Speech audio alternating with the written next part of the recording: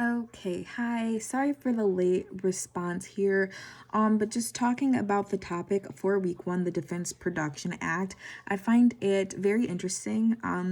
Just the modification of the act itself, that it started in 1950, and then here we see the act kind of coming into play now during the 2019 or 2020 COVID crisis here.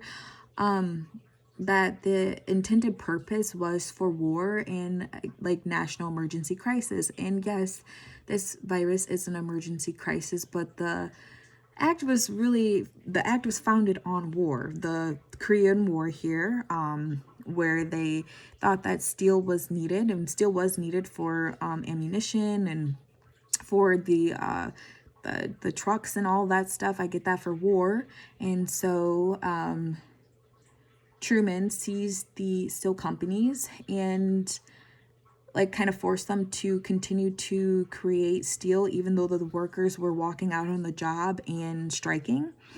And so now that's coming into play now. I mean, we've seen throughout history, we've seen it a couple more times of the Defense Production Act being operationalized. We see it in 2001 for the California energy crisis. It's been used during the Iraq War to supply military equipment, and then again in 2017 for the Puerto Rico hurricane. So, I mean, these are national emergencies and crises that have occurred, or war that has occurred, that we would use this act here. And now we're trying to use this act for a pandemic or epidemic nationally anyway. And just I find it understandable to really use this act, but in the way that we would now have companies like GM, who is used to making automotive parts, now being forced to make ventilators. I understand that they have a set job, things go down the line, and you just work on that one part, but it is out of their scope to really create and produce ventilators.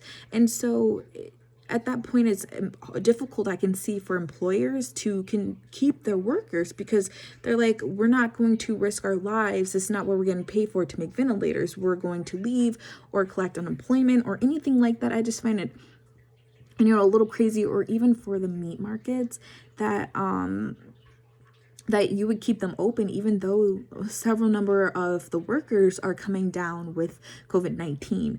That you would bypass all the laws and Congress and everything to keep these factories open for production. Yes, we need the products. Yes, we need the resources. We need the masks, the hand sanitizer, ventilators. We need it all, but not under this act. And I really hope that this is kind of like the last resort type thing, that we would go ahead and use it.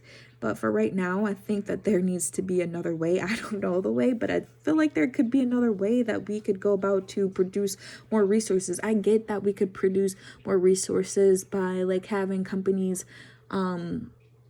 asking the companies if they would like to produce masks, or if they would like to make hand sanitizer or make ventilators, but not to bypass their rights and say, hey, you're forced to make this and make this many by this date. I don't think that's right.